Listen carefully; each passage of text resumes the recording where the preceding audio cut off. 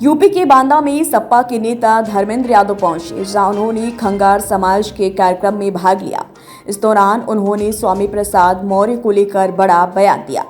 धर्मेंद्र यादव ने कहा कि सपा ने पहले भी कहा है कि यह उनका निजी विचार यानी बयान है। पार्टी इस चीज़ों से न तो इत्तेफाक रखती है, न ही सहमत है, न ही पार्टी की भागीदारी है। भाजपा के लोग स्वामी प्रसाद मौर्य पर आरोप लगा रहे हैं। ये भाजपा वाले तो स्वामी की बेटी अपनी पार्टी का सांसद बनाकर घूम रहे हैं। भाजपा के लोग स्वामी की बातों से ज़्यादा सहमत है, इसलिए उनकी बेटी को अपनी पार्टी से सांसद बना है। आगे भी शायद चुनाव लड़ाएंगे।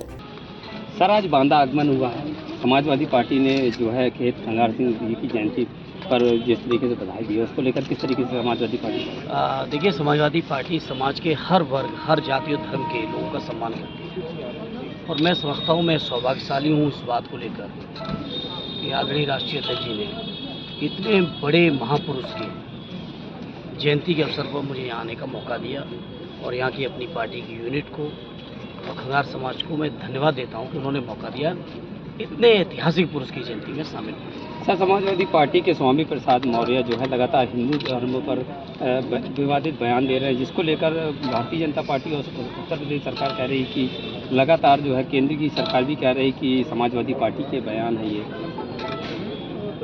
समाजवादी पार्टी के राष्ट्रीय अध्यक्ष जी ने और पार्टी के वरिष्ठ नेताओं ने समय समय पर स्पष्ट किया है कि ये स्वामी प्रसाद जी की निजी उनके बयान हैं या विचार हैं। पार्टी इन चीज़ों से ना तो इत्तेफाक रखती, ना सहमत है, ना पार्टी का कोई इसमें सीधी भागीदारी है। सर, रामचरितमानस पर भी उन्होंने कई बार टिप्पणियां की। इस बात का जवाब मैं समझता हूँ स्वामी प्रसाद जी देंगे और जो भारतीय जनता पार्टी के लोग स्वामी प्रसाद जी पर आरोप लगा रहे हैं, उन भारतीय जनता पार्टी के लोगों से पूछो कि स्वामी प्रसाद जी की बेटी को अपना सांसद बना के घूम रहे हैं और समाजवादी पार्टी लगातार कह रही है कि इन बयानों से समाजवादी पार्टी का कोई मतलब नहीं है। लोकसभा पर क्यों बार बार उठा रहे हैं? लोकसभा पर कितनी सीट? मैं समझता हूँ बीजेपी के लोग शायद स्वामी जी की बातों से ज़्यादा सहमत हैं, इसीलिए उनकी बेटी को अपनी पार्टी का सांसद भी बनाए और संभवतः भविष्य में भी चुनाव लड़ा रहे हैं। 2024 में लोकसभा में कितनी सीटों पर समाजवादी पार्टी चुनाव लड़ेगी? समाजवादी पार्टी ज़्यादा से ज़्यादा पर लड़ेगी इंडिया गठबंधन के साथियों के साथ।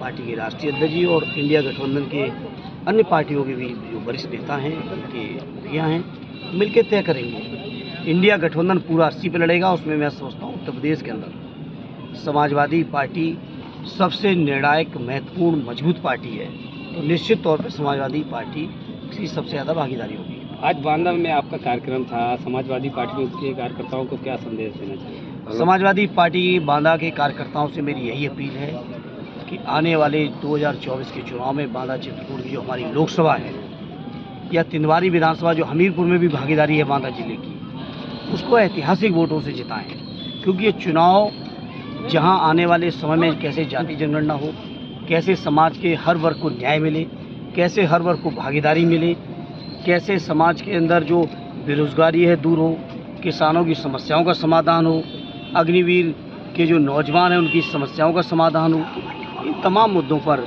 या सरकारी कर्मचारी उनकी पुरानी पेंशन की समस्या का समाधान हो, बहुत सारे मुद्दों पर पार्टी चुनाव लड़ेगी। और मुझे यकीन है कि बांदा के लोग न केवल बांदा चित्रकूट लोकसभा बल्कि हमीरपुर लोकसभा को भी जिताने में